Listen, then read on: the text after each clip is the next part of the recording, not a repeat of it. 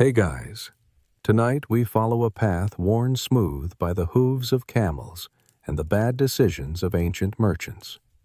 You're standing at the eastern edge of the world, as it was known then, Chang'an, the bustling, spice-scented capital of the Han Empire.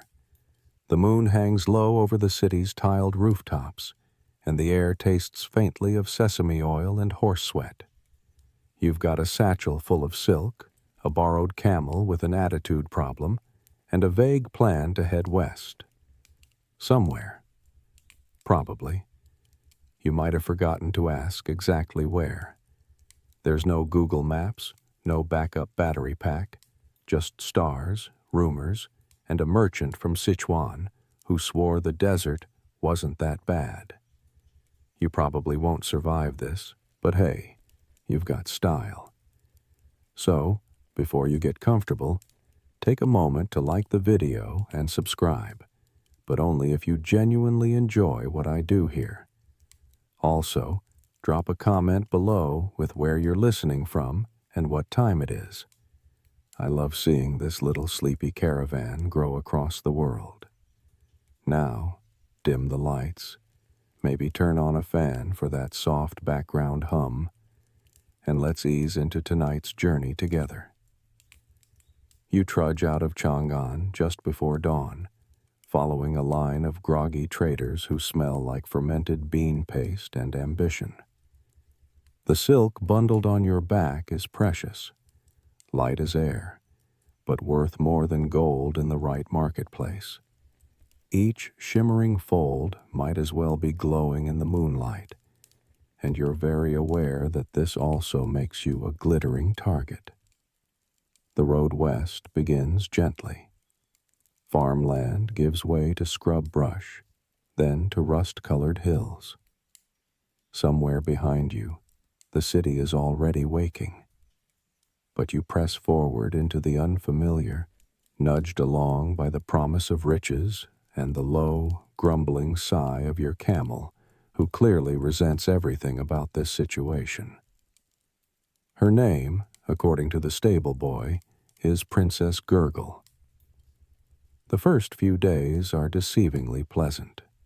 Cool mornings, chirping birds, and roadside inns with greasy dumplings and lukewarm barley tea.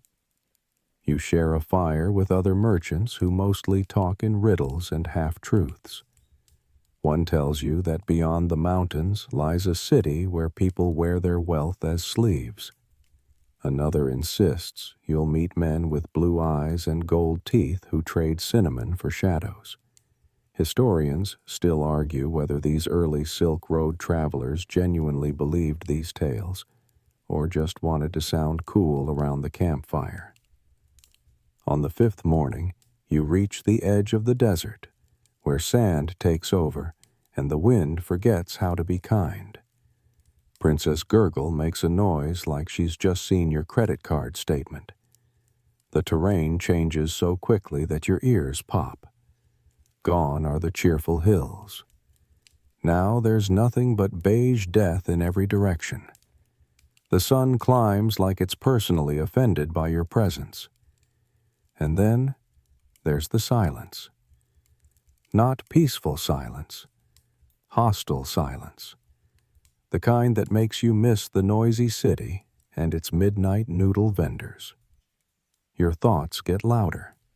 You start thinking about that one sock you left behind, or whether the guy who sold you the silk snuck in some counterfeit stuff. There's also the matter of directions.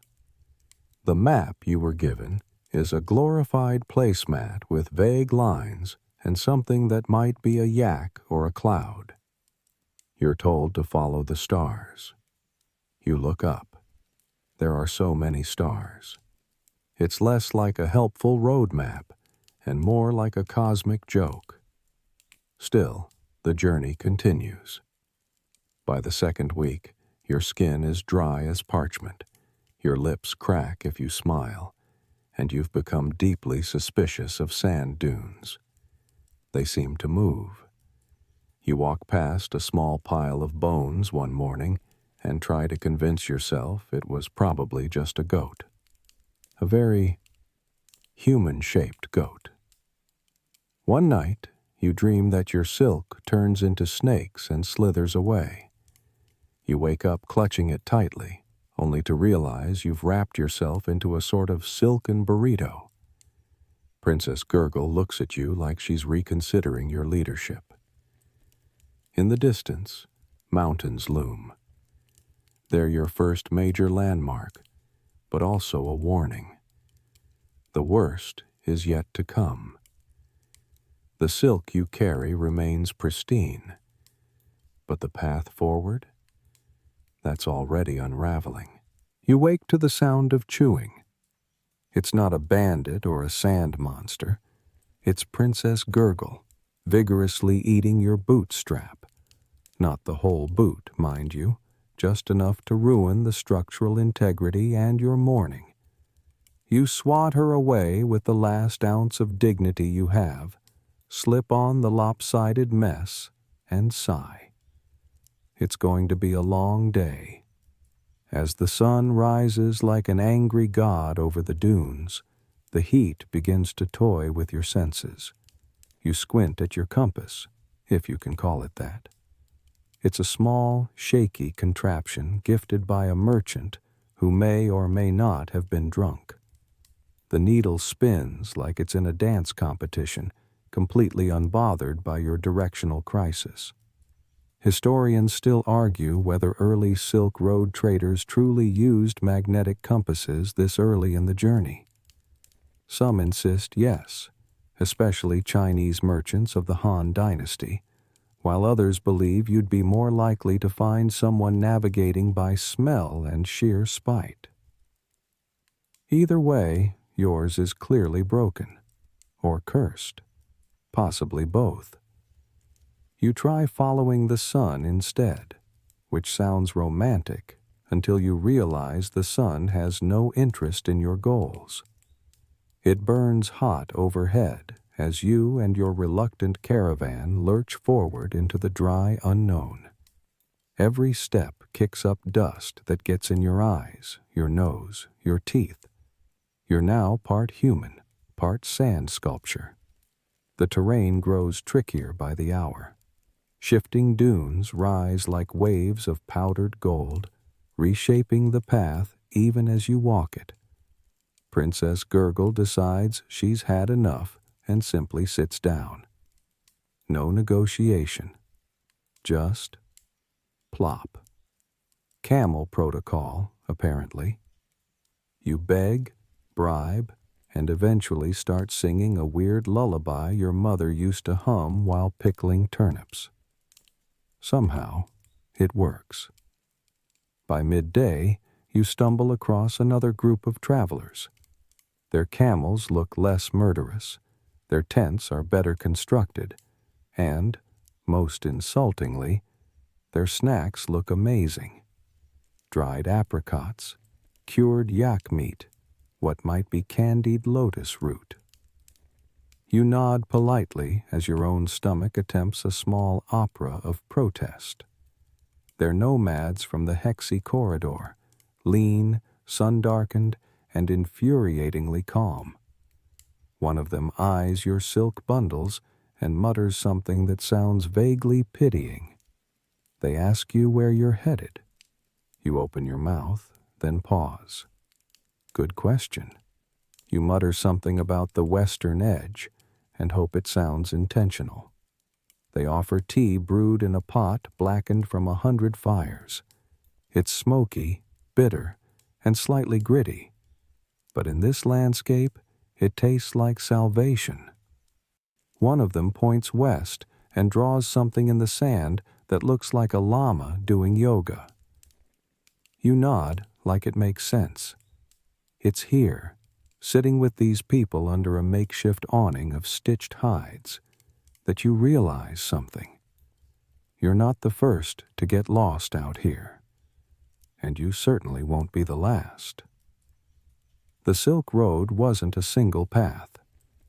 It was a sprawling network of misadventures stitched together by desperate merchants, hopeful wanderers, and at least one guy who thought Persia was a kind of spicy stew. As the sun dips lower and the shadows stretch long, one of the nomads hands you a length of dried meat wrapped in cloth. You tuck it away gratefully. Dinner solved. They also mention something about ghost dunes that swallow up travelers who whistle after dark. You're not sure if they're joking, but just in case, you spend the evening humming through tightly closed lips. That night, the stars return. They're somehow even brighter now, sharp against the ink-black sky. You lie back on a scratchy mat and watch them glitter, your bones aching and your silk still intact. In the distance, you hear a low huff from Princess Gurgle as she rearranges herself, probably dreaming of a less chaotic human. The desert doesn't offer comfort, but sometimes, if you're lucky, it gives you company. Strange, sand-covered, snack-sharing company. And maybe, for now, that's enough. Morning arrives not with sunlight, but with the distant sound of loud chewing again. You snap upright, only to find one of the nomads offering you a piece of dried cheese so tough it could double as a roof tile. You accept it gratefully, pretend it's delicious, and chew like your jaw is auditioning for a strongman contest. Princess Gurgle, meanwhile, is back to her usual judgmental stare, already saddled and standing like she has somewhere to be. You gather your bundles of silk, still pristine, miraculously, and set off once more, waving a half-hearted goodbye to the nomads and their superior trail mix. The trail grows thinner, less obvious. Stones crunch underfoot, and the sand is coarser now, flecked with darker minerals. Occasionally, you pass bleached wooden signposts with faded script pointing in contradictory directions. One says, to Kashgar. The other says, definitely not a trap. You pick the one that sounds slightly less sarcastic. Hours pass. The heat climbs. Your brain, melting from within, starts imagining oases, sparkling water, shade trees, fruit stands with grumpy parrots. But it's all a trick of the light.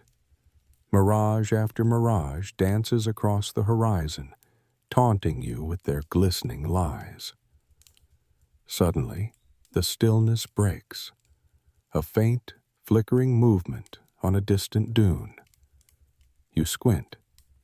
Is it a caravan? A town? A tavern? No. It's just some kind of massive striped goat. It watches you with suspicious intelligence before bounding away into the dunes like it knows something you don't. You trudge on, slightly offended.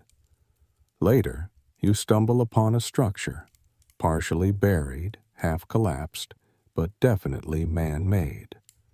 Possibly a ruin, possibly someone's idea of an avant-garde Airbnb. You explore cautiously, silk still strapped to your back, and find evidence of a forgotten market. Shattered pottery, coins, a broken weighing scale, and a sandal hanging from a rusty hook. This place was once lively.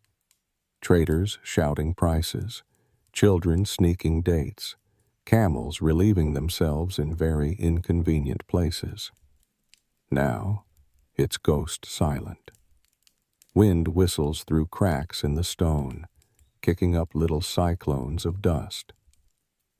There's a strange comfort in knowing you're part of this endless relay of wanderers, people who also made wrong turns, trusted bad maps, or followed rumors whispered over dried apricots. Historians still debate whether these temporary markets were planned stops, or just places where exhausted traders plopped down and decided, this'll do. Either way, you feel the presence of past footsteps as you explore the ruins. People who came before you got just as lost, and somehow still kept moving. Night creeps in early, with a strange orange glow on the horizon. You decide to camp in what used to be a merchant's stall. It smells faintly of old cumin and mild regret. As the stars appear again, sharper, colder tonight, you begin to hear it. A low hum, like a whisper through metal. At first, you think it's the wind, but then it grows louder, eerier, like a chorus of sighs stretched across the dunes. You step outside, heart thumping. The sound is coming from the sands themselves. The singing dunes. They're real. Scientists today believe it's caused by vibrations as sand grains slide over each other. But back then, no one had a clue. Traders spoke of spirits, of giant creatures slumbering below the desert, of warnings whispered by the earth itself. You don't know what's true, but the hairs on your arms stand up. You back away from the dunes and return to your camp, swaddling yourself in your silk like it's some kind of magical barrier. You eventually drift to sleep, lulled by the humming of ancient sands and your own mental exhaustion. In the morning, you discover that your second best sandal is gone, vanished, just not there, not stolen.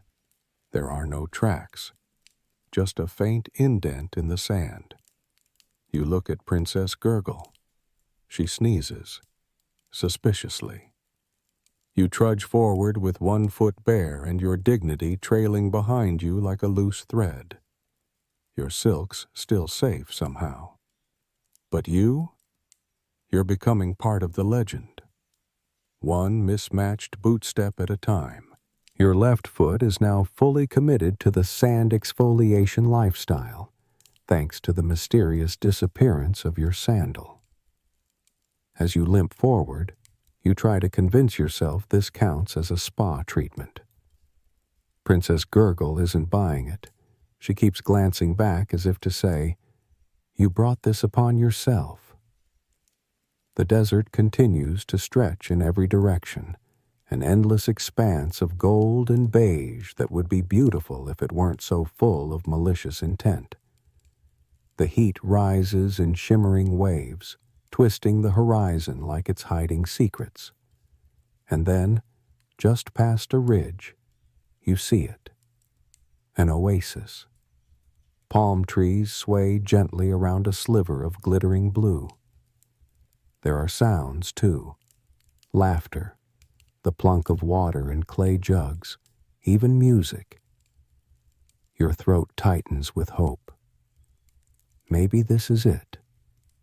Maybe you've finally reached one of the famed Silk Road rest stops, where traders refill water, share stories, and debate wildly inflated prices.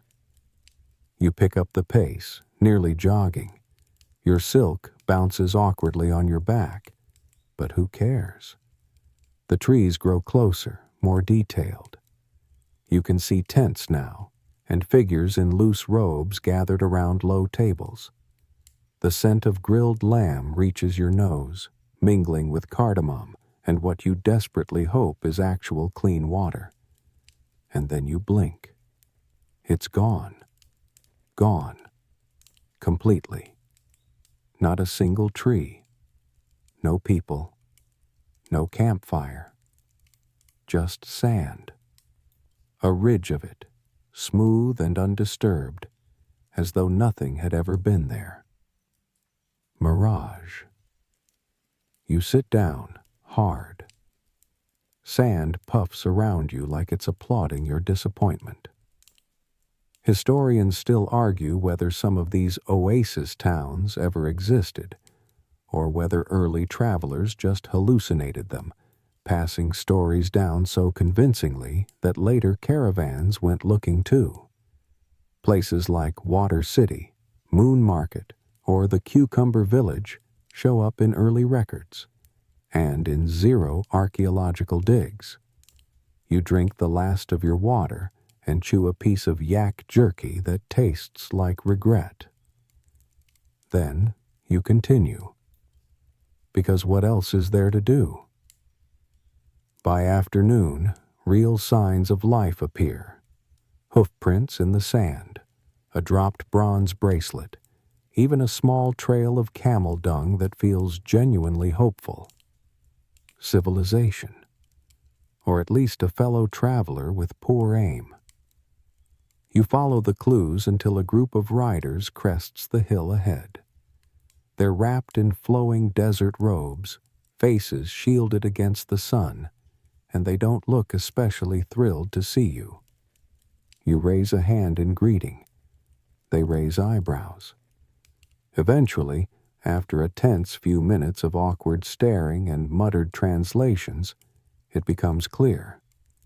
They are bandits, or traders, or possibly both. The line gets blurry out here. One of them gestures to your silk. You shake your head quickly, patting the bundles protectively. Another one leans down and offers you something strange. A melon? No. It's a gourd filled with brackish, salty water. You drink it anyway and instantly regret it, but dehydration makes cowards of us all. To your surprise, they don't rob you. Instead, they begin laughing. A deep, echoing, contagious laugh that ripples across the group.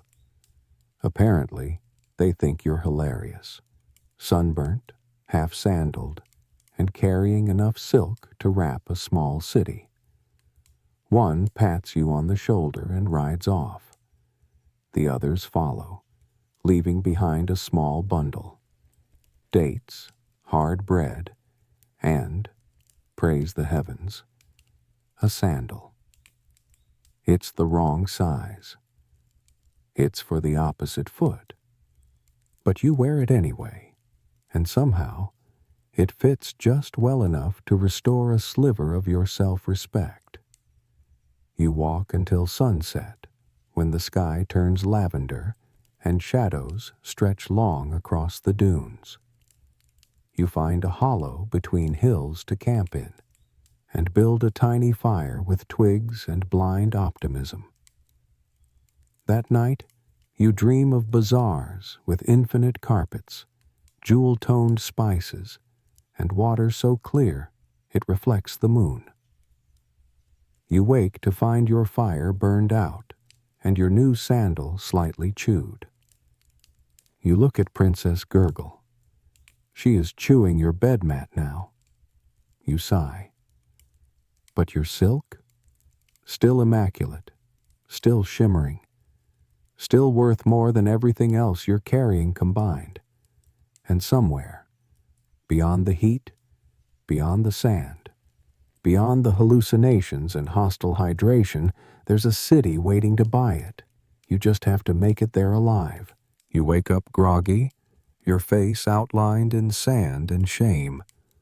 Your makeshift blanket is bunched around your knees, and Princess Gurgle is perched majestically beside the ashes of your campfire like some ancient statue of disdain.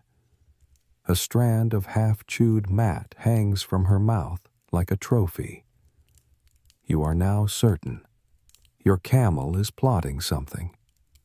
The morning air is cool, almost gentle, and for a brief moment you believe in things again, like hope, hydration, and the possibility that maybe, just maybe, you're not completely lost.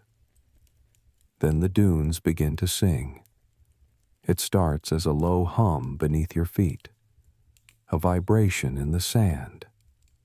Then the sound grows, a deep, resonant moan, like an ancient cello being dragged across the earth's surface. The dunes shimmer as they move ever so slightly, grains tumbling down like sugar over glass. You freeze. So does Princess Gurgle. The singing dunes. You'd heard the stories, of course. Traders swore these eerie hills would murmur to the unlucky and scream at the cursed. Some said it was the wind. Others whispered that the dunes were haunted by the souls of greedy merchants who tried to smuggle counterfeit silk. Modern scientists have since explained that the sound comes from dry sand grains cascading over each other in perfect conditions, creating vibration frequencies that echo like song. But right now, that knowledge is not comforting. Right now, it sounds like the desert itself is warning you. Princess Gurgle grunts and starts walking. You follow. Hours pass. The hum fades. But the sense of being watched lingers, like you're part of some vast desert opera and the dunes are the audience. You glance back occasionally, half expecting a sand creature to rise behind you and demand an encore. Instead, you find a trail, a faint one, barely visible between the dunes, but definitely real. Broken pottery, compacted footprints, even a discarded spice pouch. It smells like cumin and very poor decisions. You follow the trail with renewed hope, imagining a cozy caravanserai at the other end, maybe even with indoor plumbing, or at least a bucket. By midday, the wind picks up. Sand swirls around you, stinging your face and eyes. You wrap a cloth across your mouth and try not to inhale half the desert. The wind whistles oddly in your ears, like it's trying to speak a language long forgotten. You begin to hallucinate again. Not just oases, markets. Bustling, colorful, chaotic. You see traders with parrots on their shoulders arguing over prices, children chasing each other through spice stalls, and someone shouting, "Best walnuts in all of Bactria," while standing on a crate made of beetle shells. You blink, and it's gone. Just more sand. Historians still argue whether these phantom bazaars came from dehydration, overexposure, or were based on real, long-vanished desert towns. There's one debated ruin west of the Taklamakan that some say was once a bustling trade hub before being swallowed whole by the sands. Archaeologists have found silk fragments there, and the burned remains of what appears to be a stall. But whether it was fire, flood, or hubris that ended it, no one agrees. Eventually, the wind calms. You collapse under a crooked rock outcrop and finally open your satchel to check the silk. Still perfect. Smooth, shimmering, untouched by dust or time. It almost glows in the twilight. Princess Gurgle flops beside you with a grunt, sending a puff of sand into your mouth. You spit and curse quietly. The stars begin to appear, faint pinpricks at first, then brighter, spreading across the sky like someone spilled glitter on velvet. You remember a story one of the nomads told, that the stars themselves are the souls of traders who got hopelessly lost, set up camp, and decided to just stay. You're starting to see the appeal. That night, you dream of a market made entirely of singing dunes. The sand itself sells you items, whispers prices, haggles politely. You trade your last sandal for a jar of wind. You wake up smiling, then realize Princess Gurgle has stepped on your map. Again. You pull it free. It's now more wrinkled than helpful, but that's nothing new. You roll it up, tuck in your silk, and press forward. Because that's what you do out here. Even when the dunes sing and mirages lie, even when your feet are blistered and your camel holds a grudge, you keep walking. Somewhere out there, a city waits. A real one, with walls and markets, and someone willing to trade a lifetime's fortune for the shimmering treasure you carry. Or at the very least, someone who can explain why your map keeps pointing toward the sun. You crest a low hill and nearly fall flat on your face because at the bottom lies an entire camp. Real people, real tents, real fire, no shimmering, no disappearing as you blink. You rub your eyes just to be sure, and the scene stays. Either this is finally a stroke of luck, or you've just officially gone mad, and this is your brain throwing you a party before it checks out for good. Princess Gurgle snorts approvingly. She clearly smelled the cooked lentils before you did. As you shuffle closer, a guard eyes you from the shadows with mild interest and zero urgency.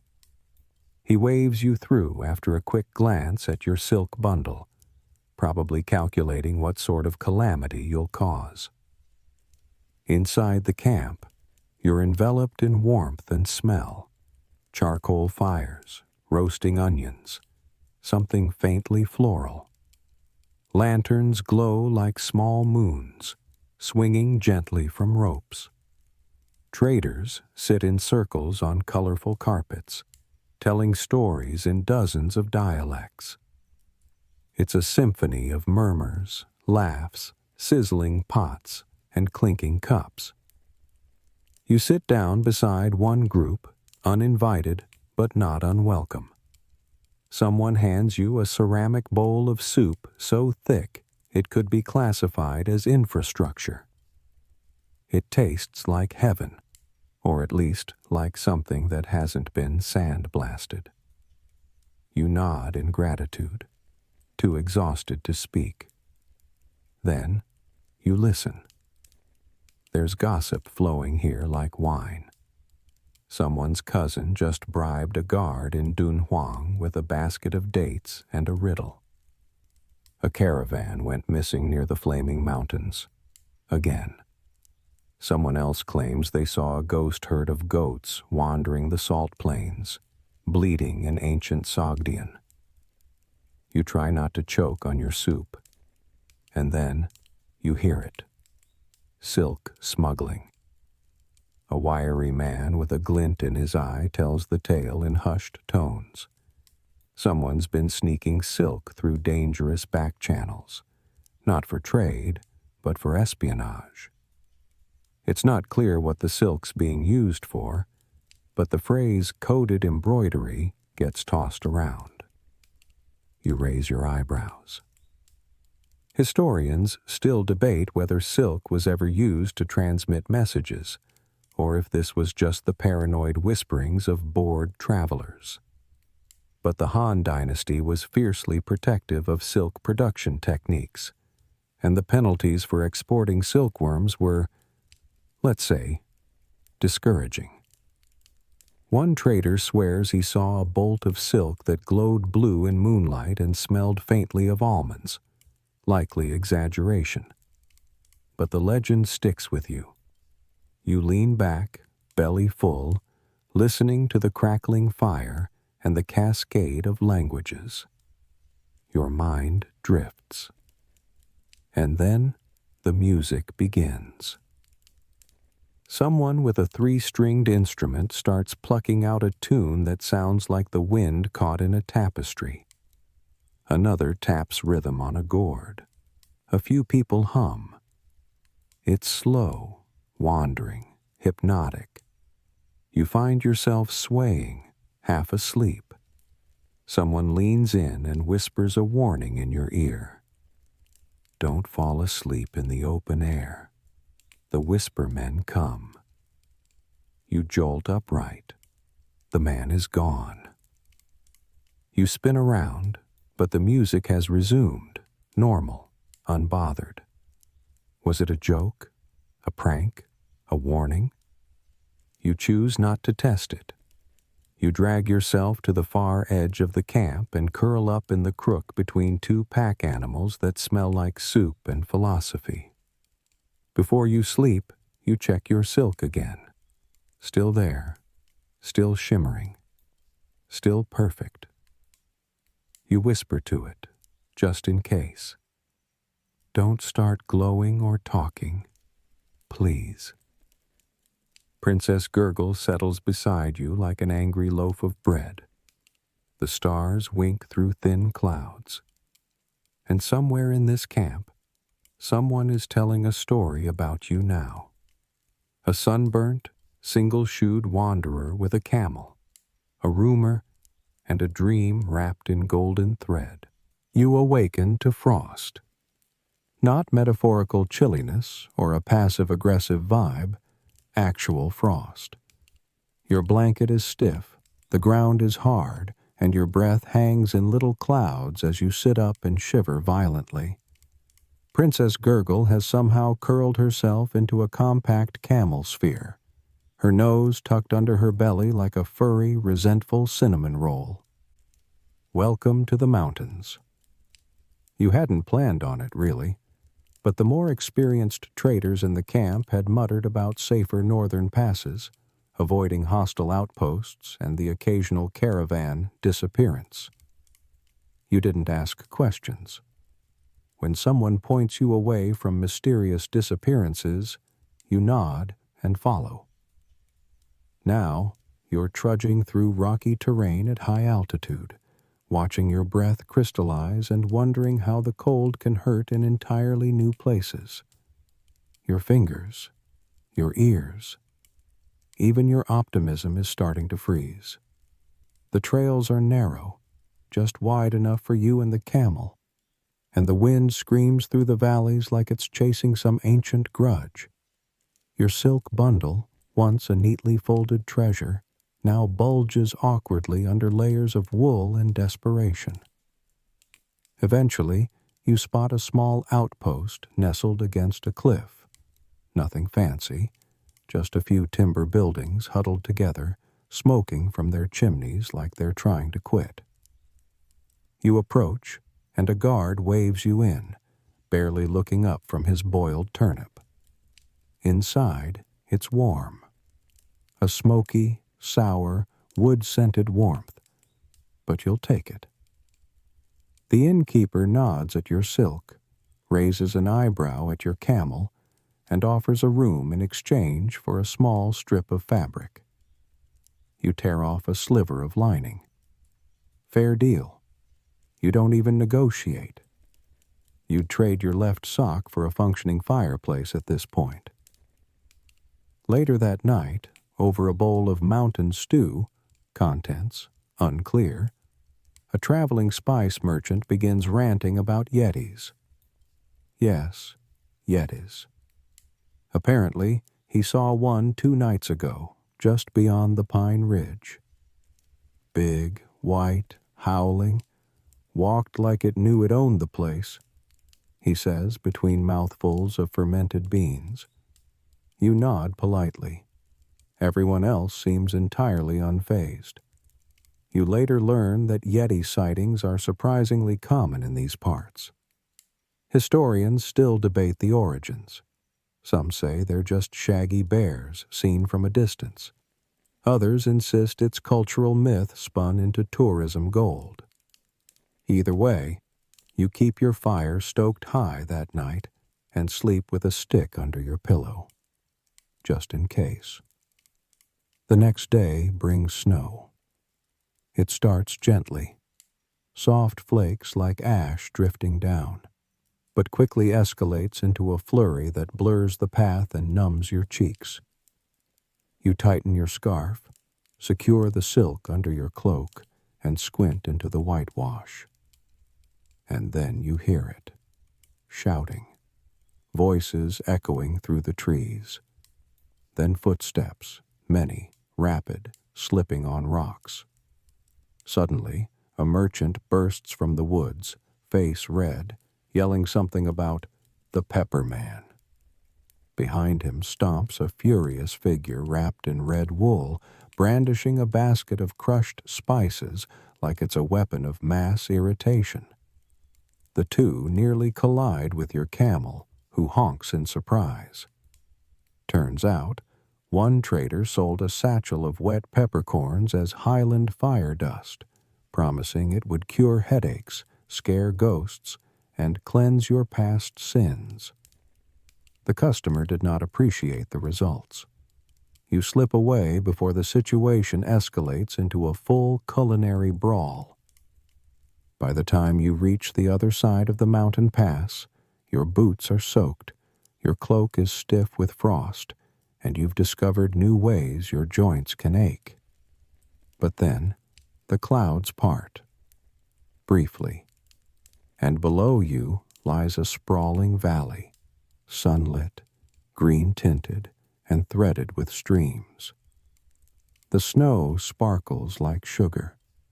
You can see smoke curling from distant huts, maybe even a town. Your lips crack into a smile. You're still lost. You smell like goat. And you're about 90% sure the silk has begun judging you. But for the first time in weeks, you feel close to somewhere. And that's enough for now. You begin the descent with a combination of hope and caution, slipping on half-frozen mud as you and Princess Gurgle stumble toward the valley. The snow thins into patches, the air warms by tiny increments, and the landscape changes once again, like flipping pages in a very dramatic travel brochure. Gone are the mountains and the frost-bitten regrets. In their place, flat, cracked earth that stretches to the horizon in pale ribbons. A salt desert. You're not sure which is worse, the endless sand of the Taklamakan or the hard-pan crust of the salt flats that now crunch beneath your feet like you're walking on burnt pastry. You pause, squinting. There's no clear path, but you think you see footprints ahead, maybe from another caravan. Encouraged, you continue. For a while, the silence is comforting. Then it becomes unsettling. There are no birds, no insects, no wind. Just your own footsteps, the slap of Princess Gurgle's hooves, and the occasional creak of your silk bundle shifting on your back. You lick your lips. Bad idea. Salt. Everything tastes like salt. The air smells of minerals and sun-baked stone. Princess Gurgle groans in solidarity. The salt flats are deceptive. Flat, yes, but exhausting. The white crust reflects the sun into your eyes until you start seeing things again. A tree where there is none. A man waving from the horizon. A shop with frozen yogurt. You blink it all away and focus on each step. Sometime around midday, your foot breaks through a brittle patch of salt and plunges ankle-deep into grayish sludge. You shriek something unprintable and nearly lose a boot. The camel pauses to watch, unimpressed. You climb out, covered in salt and embarrassment. Historians still debate how ancient traders crossed these flats without going completely bonkers. Some suggest they used crude goggles made of bone with thin slits to block the glare. Others believe they just wrapped everything in cloth and muttered prayers until the landscape changed. You just want a drink. Eventually, you spot a sign of life, small fluttering smoke in the distance.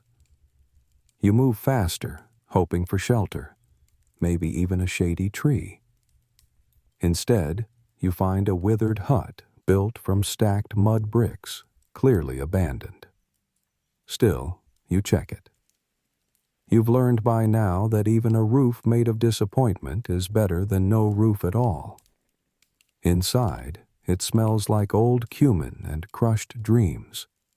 But there's a cracked jug with the faintest trace of water, and a charred fire pit where someone once sat, warmed, and maybe even laughed. You imagine them, a trader, just like you, resting with their silk bundle, hoping the next horizon brought better news. You take a break. The salt crust continues to bake outside, hissing faintly under the sun. You chew on the last of your dried apricot and marvel at the absurdity of human ambition. Who looked at this vast, punishing landscape and thought, yes, this is the shortcut. You lay back against the hut's wall. The sky outside has turned a hazy yellow, and the wind is picking up again, bringing fine dust and hints of heat. Time to move before the next storm.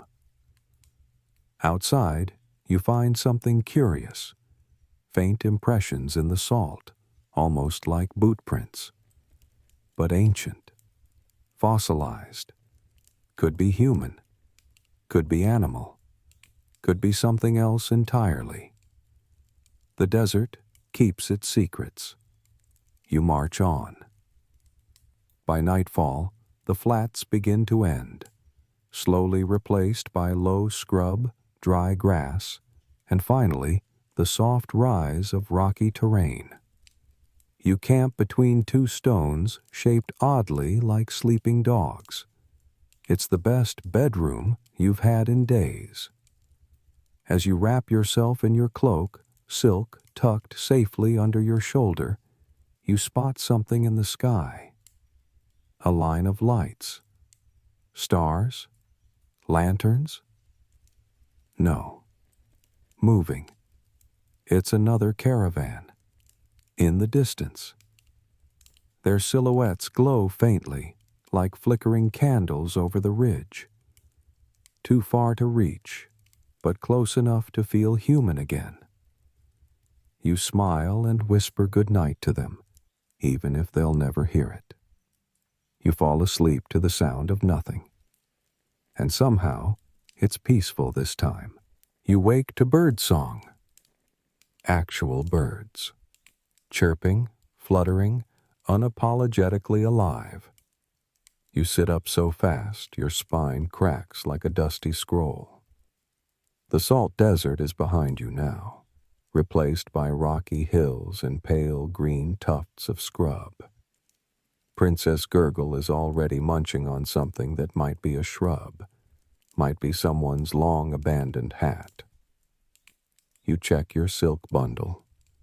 Still there.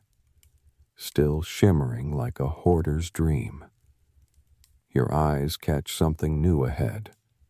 A person. They're crouched on a rock, scribbling into a worn, leather-bound journal with what appears to be a peacock feather. He looks up, waves lazily, and gestures you over. Map? He offers in broken Han dialect. You nearly cry. He opens the journal to a series of drawings. It takes you a moment to realize that this is his map, an artistic interpretation of the known world as imagined by someone who has clearly never left his grandmother's village. You spot what appears to be a dragon labeled West, a caravan drawn upside down in the bottom corner, and a star-shaped blob labeled Sea maybe? You try to ask for directions. He smiles, offers you a plum, and begins explaining in a mix of pantomime and completely made-up geography. You gather the following. If you keep heading toward the mountain that looks like a sleeping dog, everything looks like a dog at this point, you'll find a real town in about 2 days. Historians still argue whether these early map makers were helpful navigators or enthusiastic doodlers. Some believe they passed along usable trade routes with oral storytelling. Others suggest their maps were more spiritual or symbolic than literal. This guy? He's definitely Team Doodle. Still, it's the best lead you've had in days. You share a bit of your dried cheese, point vaguely west, and begin walking again. Princess Gurgle sniffs the map man's robe as if to say, "Really? This guy?" then follows with a grunt. The trail is better now, less treacherous, more defined. You pass small stone markers, some painted with symbols that look like eyes, spirals, and suspiciously interpretive dancing goats, possibly religious, possibly graffiti. In the distance, you spot more travelers, a family group maybe. Their camels are better groomed, their robes brighter, and their laughter louder. You resist the urge to chase them down and beg for directions. They disappear around a bend before you can catch up. Later, while resting by a shallow stream, you unfold the map again. You try your best to align the symbols with the stars above, then just sigh and eat another plum. That night, you build a small fire with the last of your dry twigs. The wind is kind, the stars gentle. You find yourself humming. The next day, the ground evens out. You cross a flat plain dotted with small shrines, stacked stones topped with feathers, prayer cloth, or the occasional bundle of dried herbs. You pause at one and add a stone, unsure of the custom, but feeling it might bring luck. Then, just as the sun reaches its peak, you spot it. A city. Not a mirage, not a dream. A real, actual, full-blown city. From this distance, it looks like a cluster of whitewashed buildings, ringed by walls and crowned with towers. Banners flutter in the wind. You hear the faint clang of metal, a faraway flute. It smells like people. You stop walking. Your knees wobble, your voice catches in your throat. You did it. You crossed deserts, hallucinations, frost, bandits, and that one map guy. And somehow you are still here, with your silk, your camel, and just enough sanity to pass for eccentric instead of completely broken. You pat Princess Gurgle on the side. "We made it," she snorts, then keeps walking. Of course. You follow, unsure whether the hardest part is behind you or if it's just about to begin. The city looms closer with every dusty step. You pass olive trees first, gnarled and silver-leaved, their fruit ripening in quiet defiance of the dry soil. Then crumbling walls topped with prayer flags, fluttering like nervous birds. This is no imperial capital. It's not Chang'an with its grand avenues and watchful soldiers. It's smaller, stranger. The walls are half repaired. The gate leans. The guard dog at the entrance might be taxidermied, but it's real, and that's good enough. You approach the gate, where a man in a turban stares at you for a long time, says nothing, and eventually gestures you inside with a grunt and a lazy wave of his date palm fan. You step into the town like a weary specter, dragging silk and self-doubt in equal measure. The street is packed clay, and the buildings are made from sun-baked brick, carved with symbols and painted in colors long faded. Chickens run wild. Children shout in a language you don't understand. A monkey with a coin purse clings to a fruit cart like he owns it. You stop walking, overwhelmed by smells, colors, and the faint, ongoing sound of a woman loudly haggling over lentils with someone who may be her cousin, her mortal enemy, or both.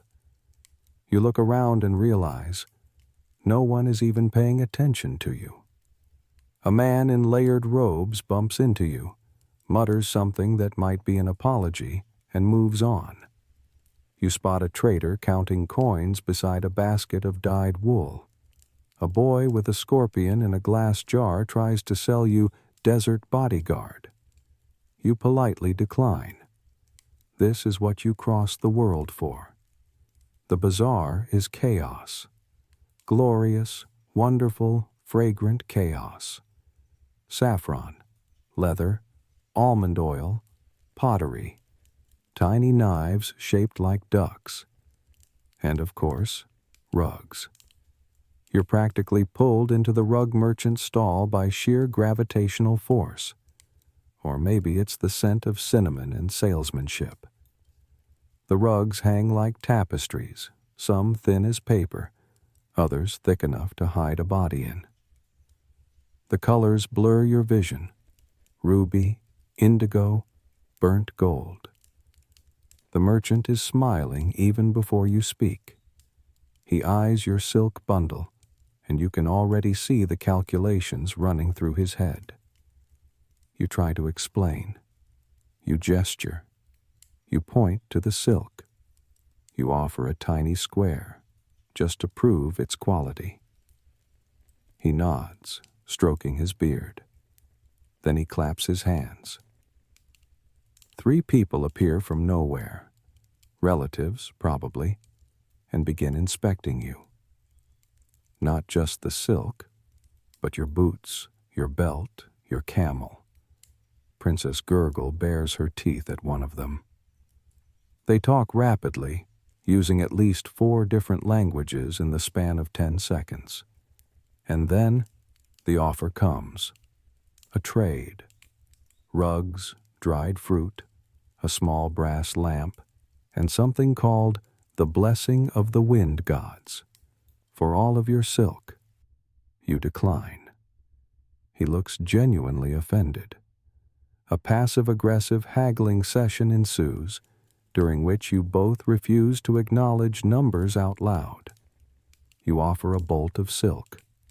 He responds with 3 rugs, a jar of dates, and a glare that could melt butter.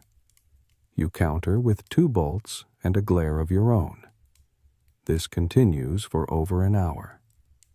Historians still debate the precise rituals of Silk Road haggling, especially when it crossed between vastly different cultures. Was it formal? Was it theatrical?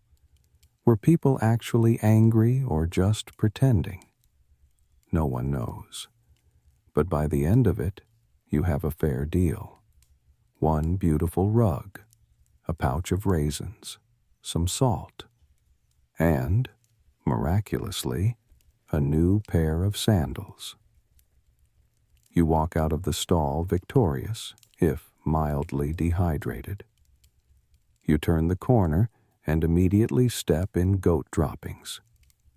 Balance is restored.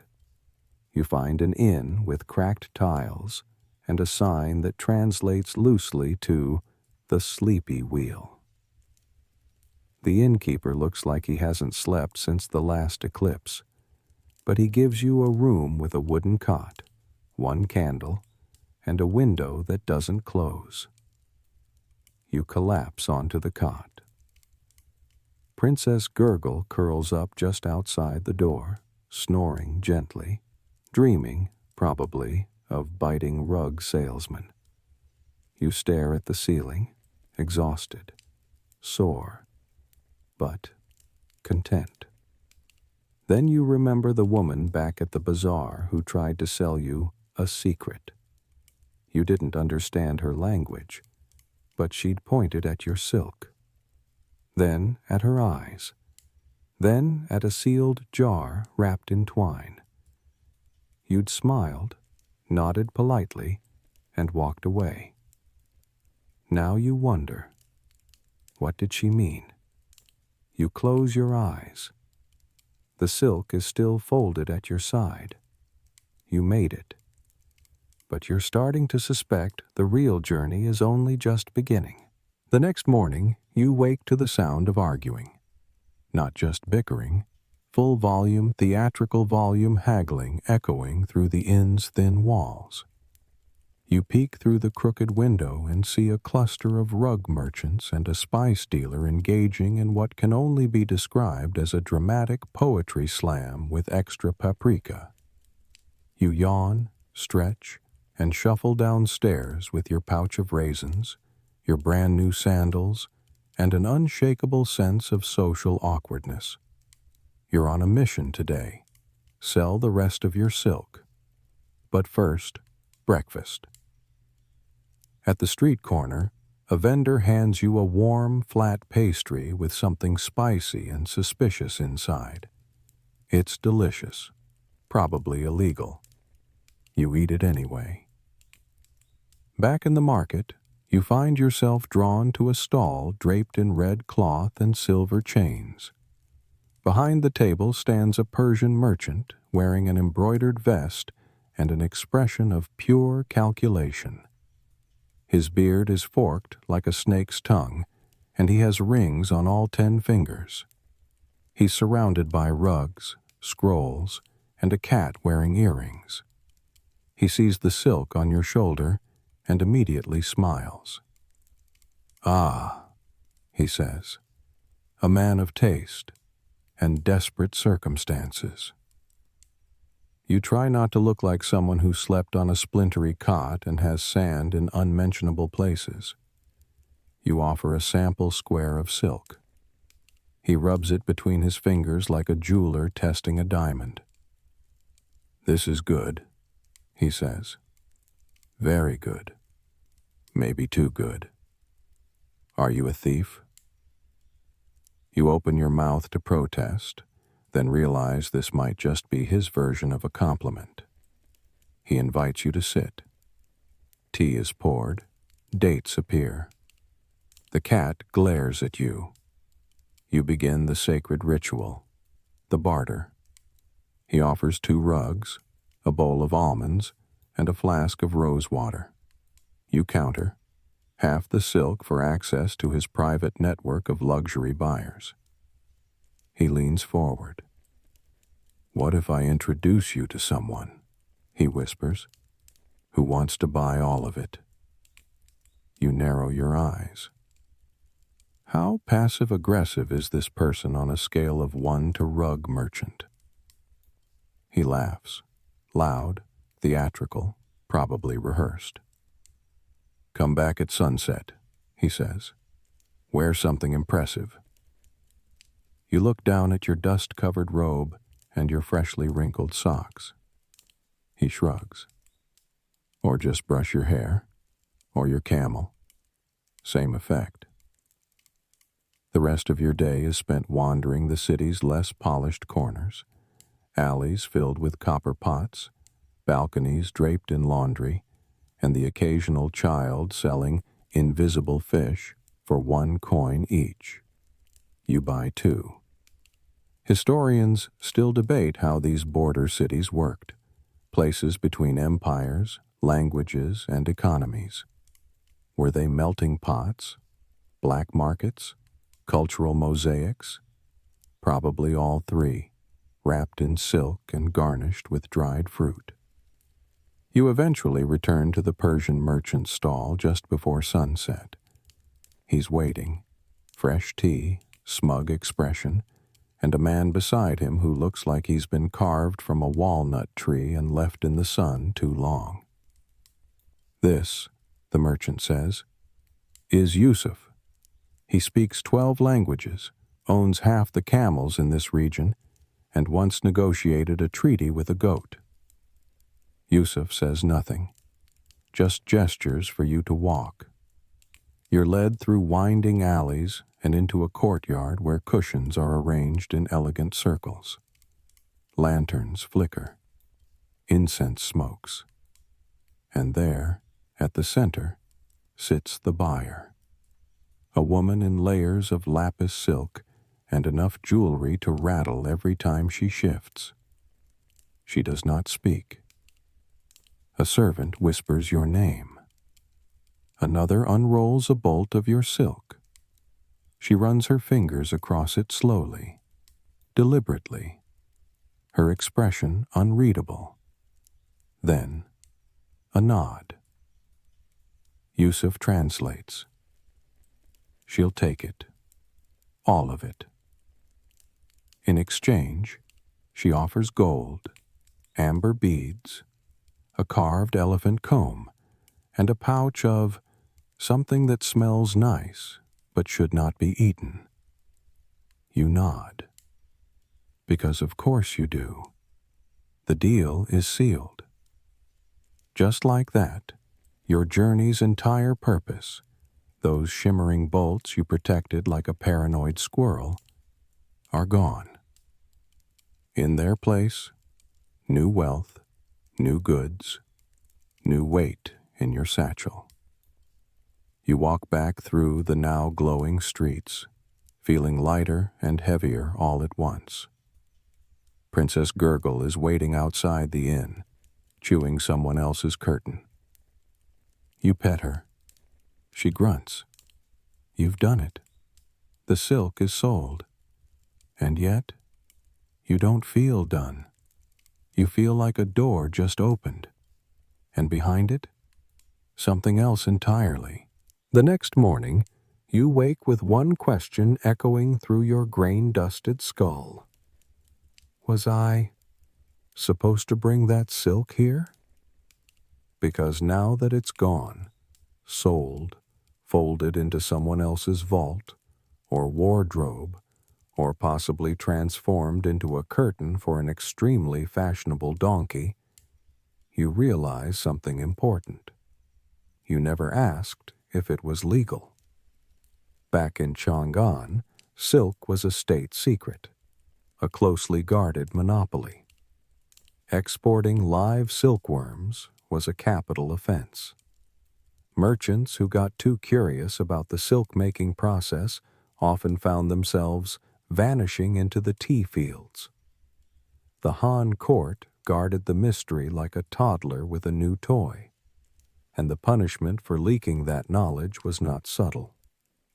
And yet, here you are, silkless, suspiciously rich, in a town where the walls have ears and the pigeons seem to be taking notes. You spend the day being extremely paranoid. You count your gold. Then you recount it. Then you wrap it in 3 layers of burlap and bury it under your cot like a medieval dragon. You glance nervously at every shadow, every casually wandering goat. You decide to investigate, quietly. Your first stop, a book merchant who sells scrolls, ink, and eyebrow-raising gossip. He's the kind of man who smells like paper, speaks in riddles, and offers tea before remembering he ran out of tea 3 weeks ago. You ask about the silk business, using your most subtle tone. It's like whispering, "Anyone here selling national secrets?" into a bullhorn. He leans in. "There are whispers," he says, "that the silk you carried wasn't just silk." You raise an eyebrow. "It was silk." "Yes," he says, "but not normal silk, not legal silk." You wait.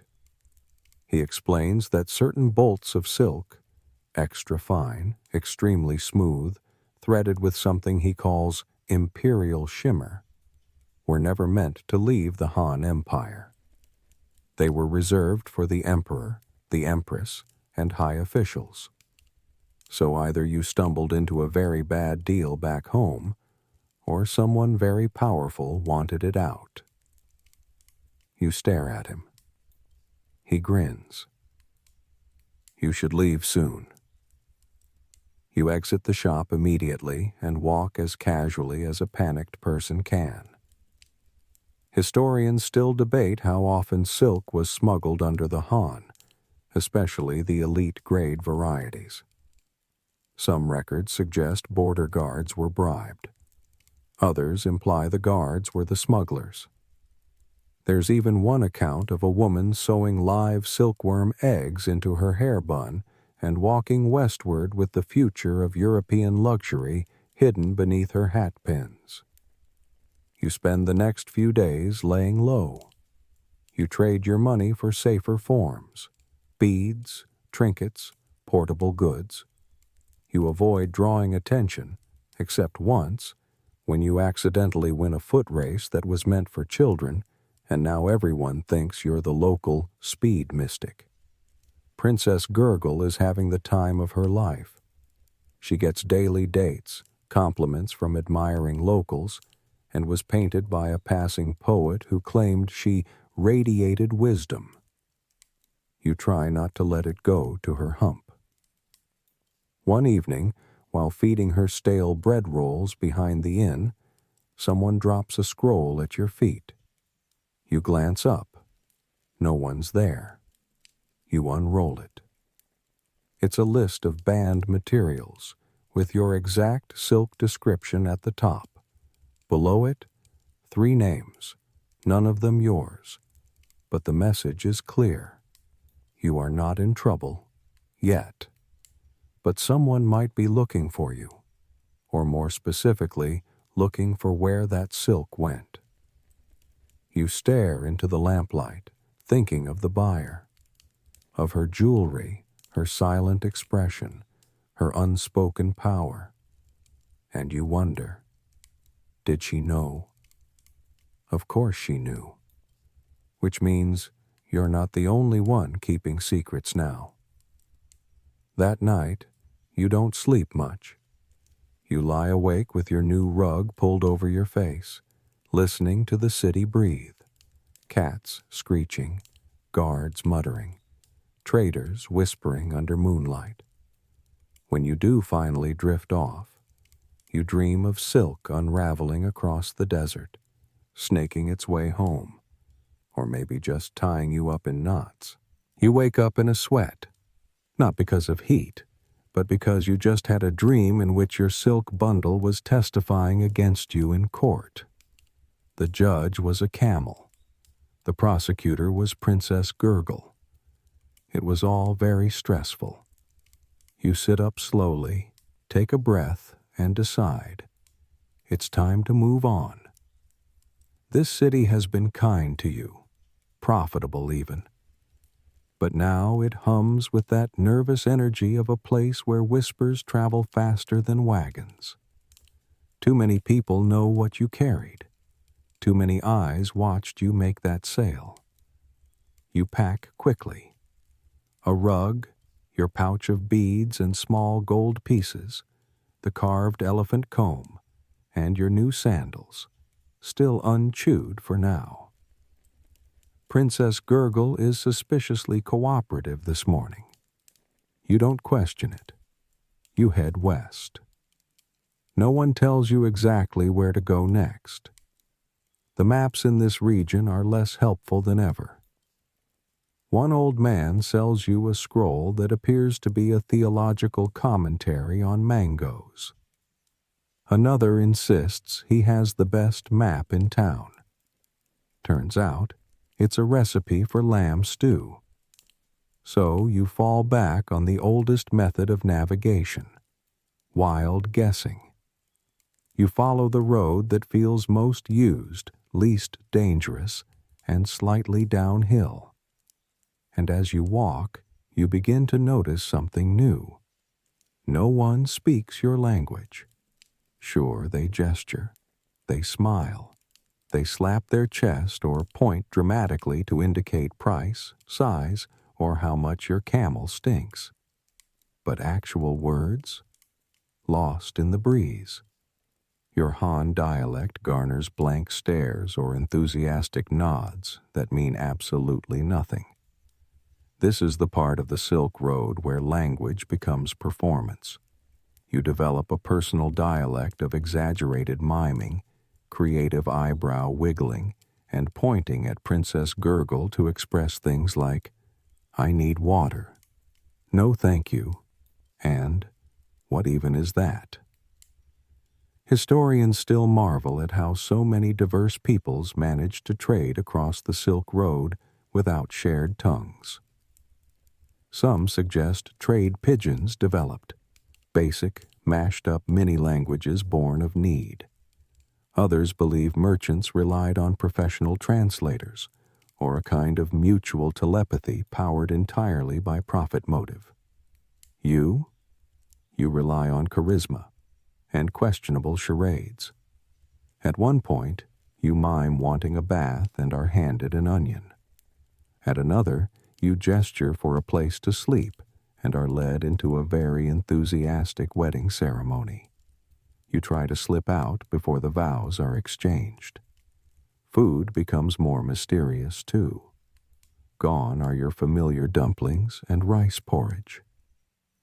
Now, you get dishes wrapped in leaves, soups with floating creatures that look back at you, and skewers of something chewy that might be meat or might be extremely brave mushrooms.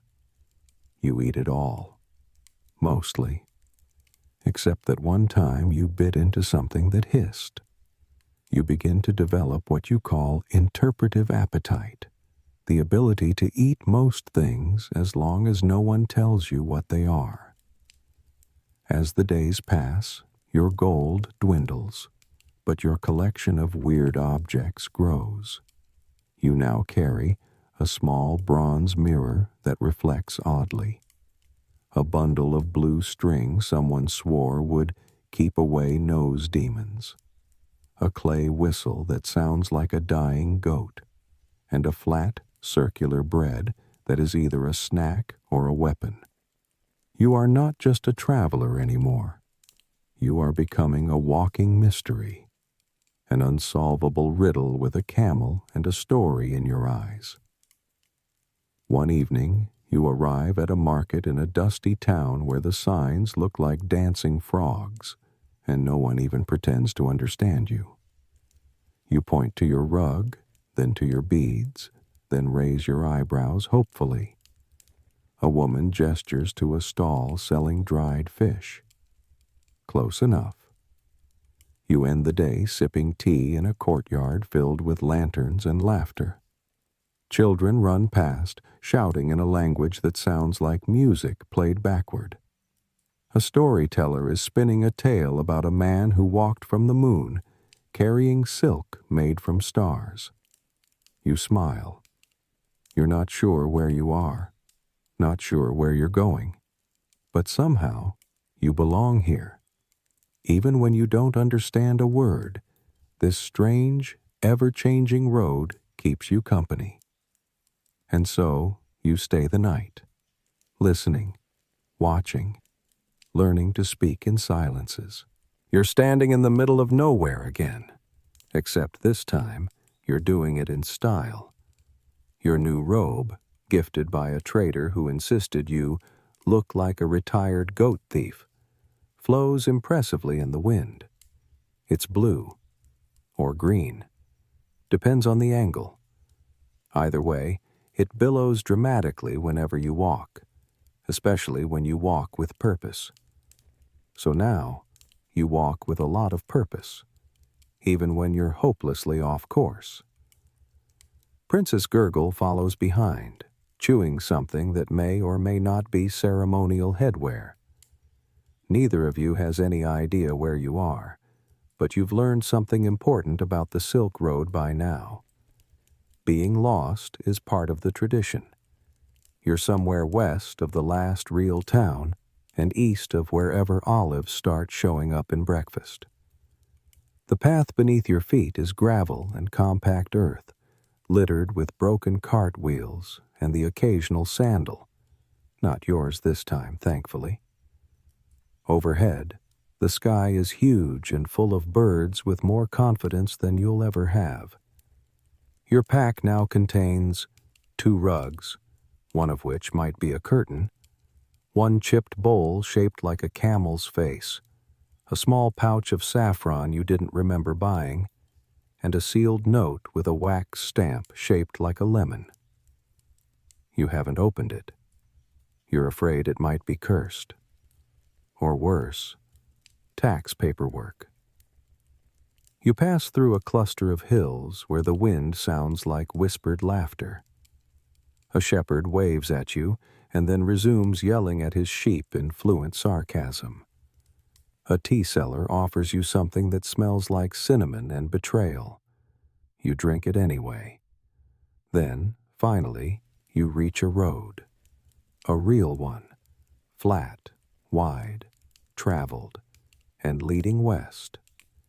You follow it, half skipping, your robe trailing behind you like a smug silk ghost. For hours you walk, then days. You pass more traders now, some with carts, others with mules, and one man balancing an entire basket of apples on his head who winks at you like this is completely normal. They all seem to know something you don't. Eventually, a traveler asks where you came from. You gesture vaguely eastward. Chang'an. She blinks. That's far. Tell me about it, you say. Then, where am I now? She tilts her head. Maybe Anatolia. Maybe Syria. The wind decides. You stare into the distance. There's a smell on the breeze. Brine, citrus, maybe fish. The air is different, lighter, salty. You're nearing the sea. Which sea? Unknown. Probably one with opinions and a god or two guarding it. But it doesn't matter. You've reached an edge. You arrive at a seaside town just as the sun begins to drop, bathing the stone buildings in gold. Olive trees rustle beside terracotta rooftops. People speak in yet another language. Children run barefoot through alleyways chasing something that looks like a kite or an exceptionally ugly bird. And the port. Oh, the port. Ships bob gently in the water, sails fluttering like enormous white leaves. Dock workers shout. A fish vendor waves a very large trout in someone's face. It smells like oil and onions and opportunity. You find a quiet bench beneath a fig tree and watch the waves lap at the harbor stones. Princess Gurgle plops down beside you, clearly unimpressed by the sea. You pat her head. "You're not the worst, camel," you whisper. She burps. You sit in silence for a long time, watching the sun melt into the water, wondering how far you've come. You don't know the names of all the places you passed. You didn't follow a straight line. You lost your way, your sandals, your map, your patience, and your mind, probably several times. And yet, you're here, at the edge of something, or maybe, just maybe, at the start of something else. The sea greets you like a long-lost friend, with too much noise, a hint of salt in the air, and an unmistakable smell that says, "We've missed you. Here's a dead fish."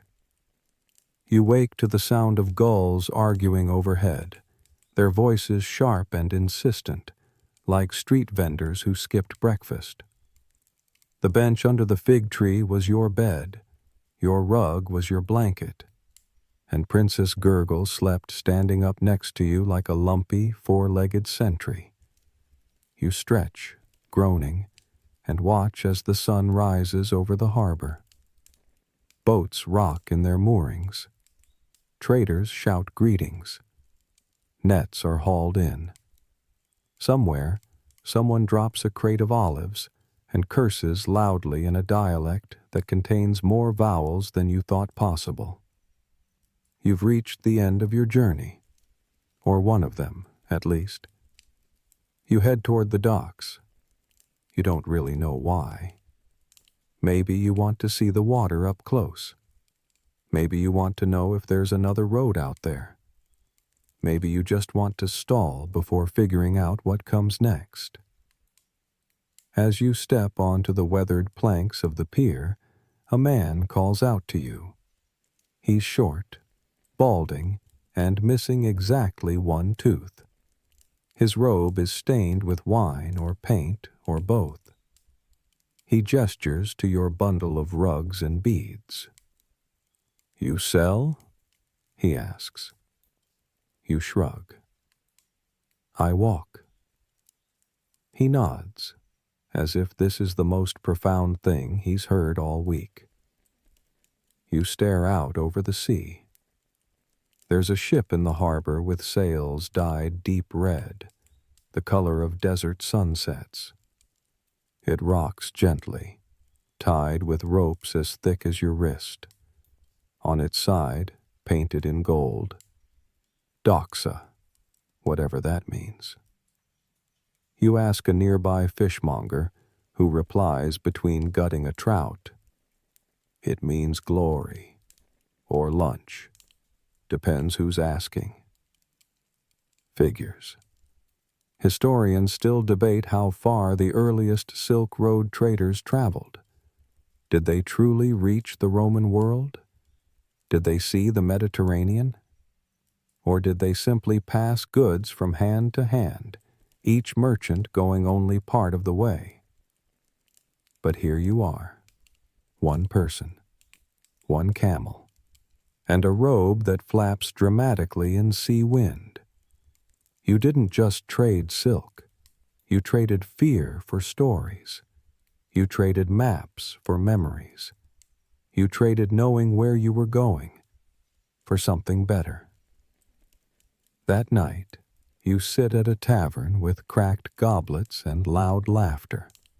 A merchant from the Levant is telling a story about a Chinese trader who crossed the desert alone with a camel named after a stomach noise. You nearly choke on your olive. You don't correct him. Let the story grow. Stories are the true currency here.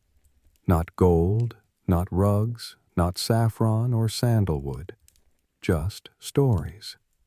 You finish your wine, pet your grumpy camel, and watch the stars rise, different from the ones above Chang'an, but not unfamiliar now. And slowly, gently, the world begins to fade. You lie back beneath the fig tree again, this time with no urgency, no destination calling.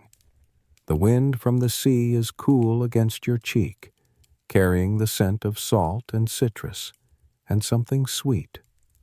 Fig blossoms, maybe. Or memory. The noise of the town has softened now. The market has closed, the lanterns have dimmed, and only the quiet clatter of waves remains, lapping rhythmically against stone and wood and hull. You feel your chest rise and fall. The silk is gone.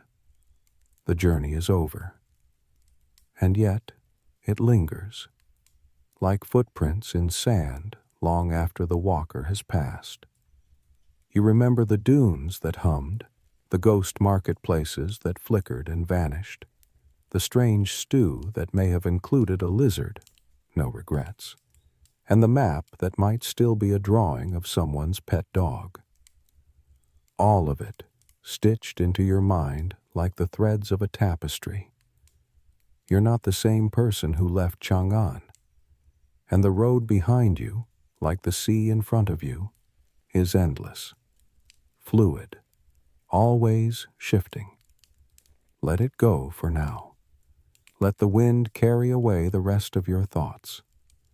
Let the soft hush of sea and sky wash over you. You are safe. You are still. You are home for this moment, wherever you are. Close your eyes. Sleep well, traveler. You've come a long, long way.